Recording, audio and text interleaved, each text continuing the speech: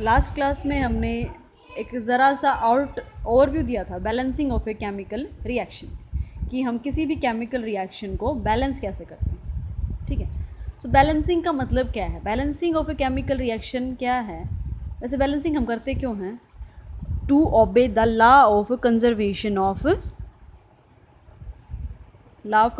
Of mass को जो है हम ओबे करने के लिए जो है क्या करते हैं, किसी भी रिएक्शन को, किसी भी केमिकल इक्वेशन को क्या करते हैं, बैलेंस करते हैं। ठीक है, so to obey the law of conservation of mass we balance a chemical reaction.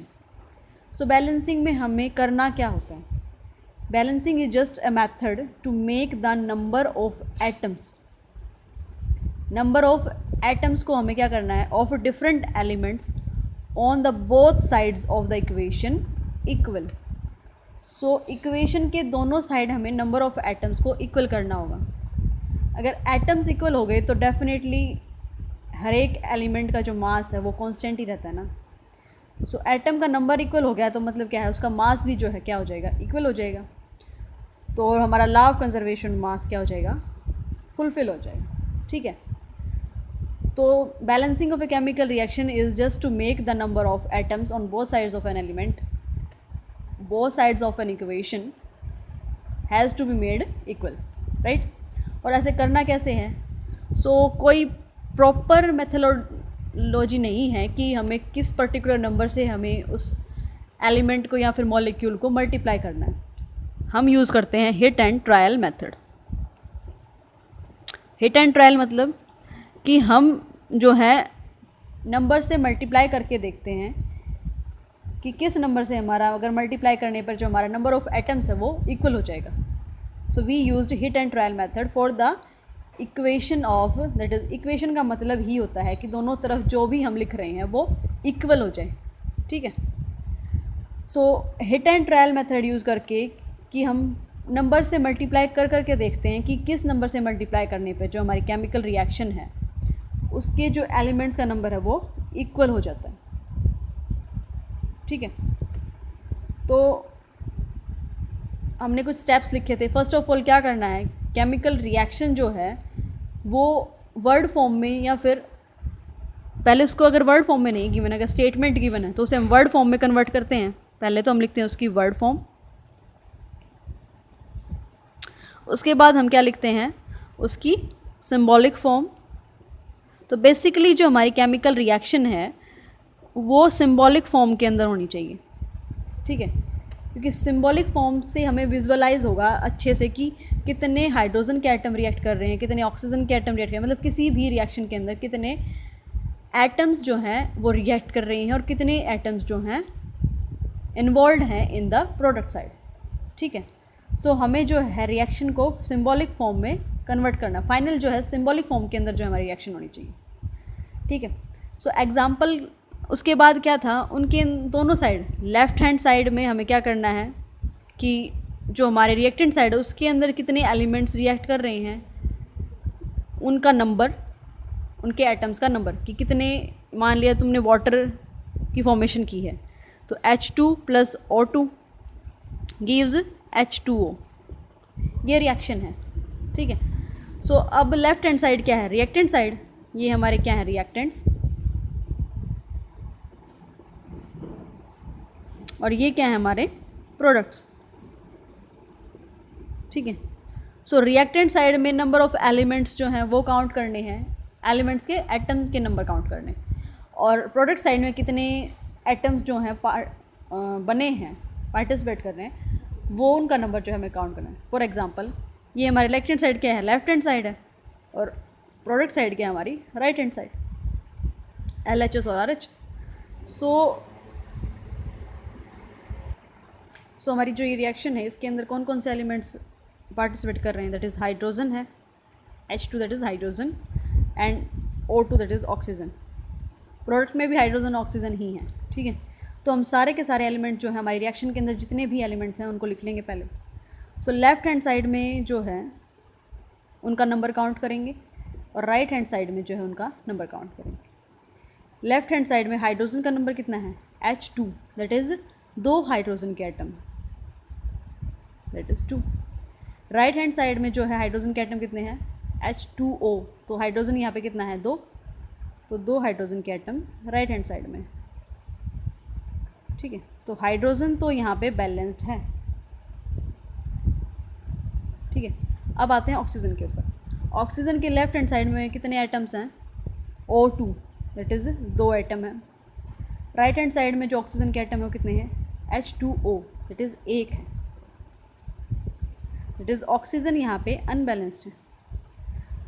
तो हमें कम किस साइड है नंबर, राइट हैंड साइड में, दैट इज़ प्रोडक्ट साइड में। तो हम यहाँ पे क्या करेंगे, अगर 2 से मल्टीप्लाई कर दें तो ऑक्सीजन का नंबर दोनों तरफ क्या हो जाएगा, इक्वल हो जाएगा। सो हम 2 से मल्टीप्लाई करके देखते हैं, 2 से मल्टीप्लाई कर दिया। अब फर्दर चेक करो कि दोनों तरफ जो हाइड्रोजन है और ऑक्सीजन का नंबर क्या इक्वल है। ऑक्सीजन, हमने यहाँ पे ऑक्सीजन को किया है 2 से मल्टीप्लाई, तो यहाँ पे ऑक्सीजन का नंबर तो क्या हो गया, लेफ्ट हैंड साइड में और राइट हैंड साइड में क्या हो गया, दोनों तरफ 2 ऑक्सीजन हैं, 2 ऑक्सीजन के एटम जो हैं प्रेजेंट हैं। तो यहाँ पे ऑक्सीजन जो है वो बैलेंस है। लेकिन अगर हम बात करें हाइड्रोजन की, यहाँ पे क्या हो जाएगा, जो बाहर जो कोफिशिएंट मल्टीप्लाई होता है वो उस एलिमेंट के नंबर के साथ मल्टीप्लाई होगा। तो यहाँ पे हाइड्रोजन का एटम क्या हो जाएगा, 2 × 2, इट इज़ 2 × 2। यहाँ पे हाइड्रोजन का एटम की जो नंबर है वो क्या हो गया, 4। लेकिन लेफ्ट हैंड साइड में नंबर क्या है यहाँ पे हाइड्रोजन का, 2।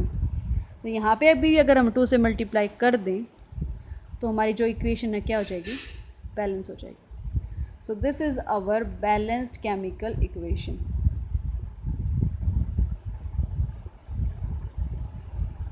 राइट। सो हमने क्या किया, हिट एंड ट्रायल के थ्रू जो है नंबर ऑफ एटम्स को क्या किया, इक्वेट किया। सो ये है हमारी balancing of a chemical reaction. और एटम का नंबर इक्वल हो गया, इसका मतलब क्या है, दोनों का मास जो है दोनों साइड क्या हो गया, इक्वल हो गया। हमें ये रिएक्शन गिवन है कि जिंक जो है रिएक्ट कर रहा है किसके साथ, सल्फ्यूरिक एसिड के साथ, और क्या बन रहा है, zinc sulphate and hydrogen gas जो है वो इवॉल्व हो रही। देखो ये एरो जो है गिवन, अगर कहीं पे भी एरो अपवर्ड लगा है तो इसका मतलब क्या है, वो चीज़ इवॉल्व हो रही है, मतलब वो क्या हो रही है, रिलीज़ हो रही है। सो H2 क्या है, हाइड्रोजन क्या गैस है, तो वो एटमॉस्फेयर में रिलीज़ हो जाएगी। मतलब हमारे कंटेनर के अंदर जहाँ पर रिएक्शन हो रही है उसके अंदर वो नहीं रहती। अगर एरो डाउनवर्ड है, डाउनवर्ड एरो का मतलब क्या है कि वो प्रेसिपिटाइजेशन हो रही है, वहाँ पे जो प्रेसिपिटेट जो हैं वो बन रहे हैं, PPTs जो, जैसे साबुन को अगर तुम खारे पानी के अंदर डिज़ोल्व करते हो तो क्या बनते हैं, उनके प्रेसिपिटेट बनते हैं। जो वाइट से अनडिज़ोल्व्ड सब्सटेंसेस जो हमारे बनते हैं, अनसोल्यूबल सब्सटेंसेस जो बनते हैं, वो क्या है वहाँ पे, प्रेसिपिटेट्स, ठीक है। सो प्रेसिपिटेट क्या होते हैं, द सब्सटेंसेस, द प्रोडक्ट, अगर कोई भी रिएक्शन हो रही है और उसके अंदर जो प्रोडक्ट डिज़ोल्व नहीं होता, ठीक है, जो प्रोडक्ट डिज़ोल्व नहीं होता उसको हम बोलते हैं प्रेसिपिटेट, और रिएक्शन को हम बोलते हैं प्रेसिपिटाइजेशन रिएक्शन, ठीक है। सो यहाँ पे हमें ये रिएक्शन गिवन है। सो ये क्या है, वर्ड फॉर्म गिवन है, तो हमें इसको किस में कन्वर्ट करना पड़ेगा, किसके अंदर, सिंबॉलिक फॉर्म के अंदर जो है इसको कन्वर्ट करना पड़ेगा। जिंक का सिंबल क्या होता है, Zn, जिंक का सिंबल होता है Zn। Sulphuric acid that is H2SO4, sulphuric acid का सिंबल होता है H2SO4। बन क्या रहा है, जिंक सल्फेट। जिंक सल्फेट कैसे मॉलिक्यूल का फॉर्मूला हम बनाते हैं, जिंक के ऊपर चार्ज होता है Zn2 पॉजिटिव, सल्फेट SO4 होता है 2 नेगेटिव। मॉलिक्यूलर फॉर्मूला क्या हो जाएगा, क्रॉस मल्टीप्लिकेशन मेथड, तो ये जो 2 है यहाँ पे आ जाएगा, तो Zn, और ये वाला 2 का आ जाएगा यहाँ पे, तो Zn2 और SO4। अगर किसी भी, अगर हमारा जो पार्टिसिपेटिंग कंस्टिट्यूएंट है अगर वो एलिमेंट नहीं है, मोल एक ग्रुप के फॉर्म में है, जैसे कि ये सल्फेट है SO4 है, तो यहाँ पे मल्टीप्लाई जो है ब्रैकेट लगा के बाहर करते हैं हम, ठीक है। ऐसे मल्टीप्लाई नहीं करना है, अगर ऐसे मल्टीप्लाई कर दोगे तो ये हो जाएगा कि ये सिर्फ ऑक्सीजन के साथ मल्टीप्लाइड है। अगर पूरे सल्फेट के साथ मल्टीप्लाई करना है तो हमें ब्रैकेट लगा के बाहर मल्टीप्लाई करना होता है, राइट। अब दोनों तरफ 2:2 रेशो है, तो ये क्या हो जाएगा, 1:1 रेशो में कन्वर्ट कर सकते हैं। तो हमारा जिंक सल्फेट का फॉर्मूला क्या हो जाएगा, ZnSO4, करेक्ट। सो यहाँ पे क्या हो जाएगा, zinc sulphate is Zn SO4 और हमारा क्या बना है, hydrogen gas is released, right. So वही मेथड यूज़ करना है। हमें क्या करना है, इस रिएक्शन को बैलेंस करना है। पहले चेक करो क्या ये रिएक्शन बैलेंस है या नहीं है। कैसे चेक करेंगे, दोनों तरफ जो है पहले हम लिखेंगे कौन कौन से एलिमेंट्स जो हैं वो रिएक्शन के अंदर पार्टिसिपेट कर रहे हैं। सो एलिमेंट्स कौन कौन से रिएक्शन के अंदर पार्टिसिपेट कर, जिंक है एक तो, दैट इज़ दैट डन। फिर हाइड्रोजन है, दैट इज सिंबल क्या है इसका, H। उसके बाद पार्टिसिपेटिंग एलिमेंट कौन है, SO4 नहीं लिखेंगे यहाँ पे, एलिमेंट्स लिखने हैं हमें, ग्रुप नहीं लिखना है। ये चीज़ जो, ये मिस्टेक जो है बहुत से बच्चे करते हैं।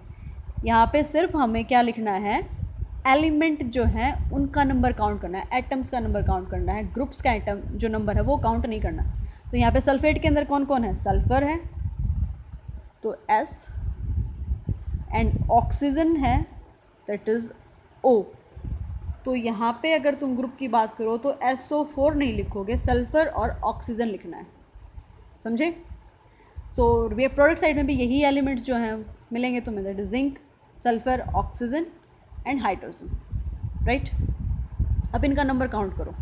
लेफ्ट हैंड साइड में अगर हम काउंट करते हैं, जिंक कितने हैं, 1 लिख दिया, सिंपल है। सो हाइड्रोजन कितने हैं, 2 hydrogen are participating. And sulphur का एटम कितने नंबर हैं, सल्फ़र एटम के नंबर कितने हैं यहाँ पे, 1, सो 1। ये SO4 है तो O के आगे 4 है तो ये सिर्फ O के साथ मल्टीप्लाई है। अगर ब्रैकेट के बाहर अगर मल्टीप्लिकेशन होती या यहाँ पे अगर मल्टीप्लिकेशन होती इस मॉलिक्यूल के आगे, तो वो कंप्लीट ग्रुप के साथ मल्टीप्लाई होता है वो नंबर, ठीक है। तो ऑक्सीजन है तो ऑक्सीजन का नंबर यहाँ पे कितना है, O4, तो 4 ऑक्सीजन एटम जो हैं हमारे पार्टिसिपेट कर रहे हैं। अब right hand side that is reactant side अगर देखोगे तो कितने हैं, राइट हैंड साइड में जिंक के एटम कितने हैं, zinc 1, sulphur okay 1, oxygen 4 and hydrogen 2। तो ये रिएक्शन क्या है, ऑलरेडी बैलेंस्ड है, हमें इसे बैलेंस करने की ज़रूरत नहीं, राइट। सो बैलेंसिंग के कुछ एग्जांपल्स हमने कर लिए हैं। तो ये आपके होमवर्क क्वेश्चन है, स्क्रीनशॉट ले लो या फिर उतार लो, जो आपको कल करने, ठीक है। सो ये क्वेश्चंस आप सॉल्व करके देखो, या फिर जो भी बुक में, NCERT बुक में जहाँ भी तुम्हें क्वेश्चंस मिलते हैं बैलेंसिंग के, उनको ट्राई करो, क्योंकि बैलेंसिंग सिर्फ प्रैक्टिस के साथ आ सकती है, ठीक है। सो इनका स्क्रीनशॉट ले लें या फिर इसको आप कॉपी कर लें। नाउ वी विल, अब कोई भी केमिकल रिएक्शन लिख रखी है तुम्हें, जैसे मान लो हमारे पास हमने सोडियम को रिएक्ट कराया, किसके साथ, वाटर के साथ रिएक्ट कराया। वैसे सिंपली वाटर के अंदर तुम सोडियम को अगर डालोगे तो एक बहुत ही थोड़ा सा एक्सप्लोजन के साथ जो है ये रिएक्ट करता है, क्योंकि it is the most reactive element, one of the most reactive element, right. तो अगर हमने सोडियम को वाटर के साथ रिएक्ट कराया तो क्या बनेगा, sodium hydro oxide plus hydrogen gas will release, ठीक है। इसको थोड़ा सा स्पेस लिखो, क्योंकि हमें इसको मोर इन्फॉर्मेटिव कैसे बनाते हैं वो सीखना है, ठीक है। तो इसमें हमने पहले तो देखो कि क्या ये रिएक्शन जो है, क्या इक्वेशन जो है बैलेंस है या नहीं है। सोडियम का नंबर यहाँ पे काउंट करना 1, राइट साइड में भी 1 है, हाइड्रोजन 2, राइट साइड में कितने हैं 1, 2 and 3। So first of all we need to balance it. तो हम यहाँ पे क्या करेंगे, 2 से मल्टीप्लाई कर दिया तो यहाँ पे 4 हो गया हाइड्रोजन का नंबर, और यहाँ पे कितना है 2 एंड 3, यहाँ से भी 2 से मल्टीप्लाई कर देंगे तो यहाँ पे हाइड्रोजन का नंबर क्या हो जाएगा 2 + 2 4, ठीक है। ऐसे ही सोडियम का नंबर यहाँ पे डबल हो गया, तो यहाँ पे भी अगर 2 से मल्टीप्लाई कर दिया तो हमारी रिएक्शन क्या होगी, बैलेंस होगी। अब हमें सीखना है कि how to make a chemical equation more informative, ठीक है। सो इन्फॉर्मेटिव बनाने के लिए हम क्या कर सकते हैं, जो उसके अंदर क्या है, हम उसकी स्टेट्स की, जो हमारे रिएक्टेंट्स हैं या फिर हमारे जो प्रोडक्ट्स हैं वो किस स्टेट में हैं, तो उनकी स्टेट को हम मेंशन कर सकते हैं। तो उनके लिए भी जो है हम सिंबल्स यूज़ करते हैं। अगर सॉलिड स्टेट में हमारा रिएक्टेंट या प्रोडक्ट है तो उसके लिए हम सिंबल करते हैं S use, that is small S. अगर हमारा जो भी रिएक्टेंट है या प्रोडक्ट है वो लिक्विड स्टेट में है तो हम सिंबल यूज़ करते हैं एल। अगर गैसियस स्टेट में है तो हम सिंबल यूज़ करते हैं उसके आगे जी, ठीक है, जी फॉर गैस। और अगर एक्वस मीडियम में है, एक्वस मीडियम अगर सॉल्यूशन के अंदर है और सॉल्यूशन के अंदर सॉल्वेंट कौन है, वाटर है, तो हम सिंबल यूज़ करते हैं ए क्यू। इतना क्लियर है? तो यहाँ पे अगर सोडियम की बात करें, सोडियम क्या है, सॉलिड फॉर्म में रिएक्ट कर रहा है, तो हम यहाँ पे लिखेंगे स्मॉल एस, ठीक है। वाटर जो है क्या है, वाटर इज़ ए सॉल्वेंट, तो इसको हम लिक्विड भी लिख सकते हैं और एक्वस भी लिख सकते हैं, ठीक है, क्योंकि यहाँ पे सॉल्वेंट का काम कर रहा है तो ये एक्वस है।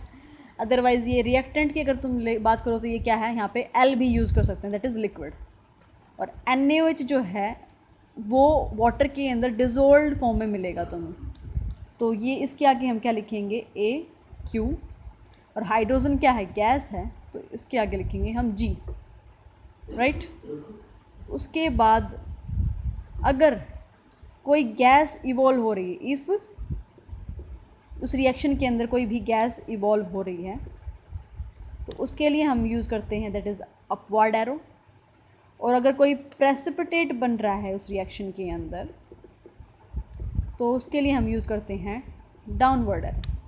तो यहाँ पे गैस जो है इवॉल्व हो रही है, तो यहाँ पे हम क्या लगाएंगे, अपवर्ड एरो, राइट, ठीक है। उसके बाद हम क्या मेंशन करते हैं, अगर हमारे पास टेम्परेचर प्रेशर भी अगर मेंशन करना है कि कितने टेम्परेचर पे हम रिएक्शन कर रहे हैं, ये तो नॉर्मल टेम्परेचर प्रेशर पे जो रिएक्शन हो जाती है, ठीक है। लेकिन कुछ रिएक्शंस में क्या होता है कि हमें प्रेसिपिटेट क्या होते हैं पता है ना, अभी मैंने बताया था प्रेसिपिटेट क्या होते हैं। अगर कोई भी जो हमारे प्रोडक्ट्स बन रहे हैं उनमें से एक प्रोडक्ट क्या है, वो डिज़ोल्व नहीं हो सकता हमारे सॉल्यूशन के अंदर, इनसॉल्यूबल है। कोई भी प्रोडक्ट अगर इनसॉल्यूबल है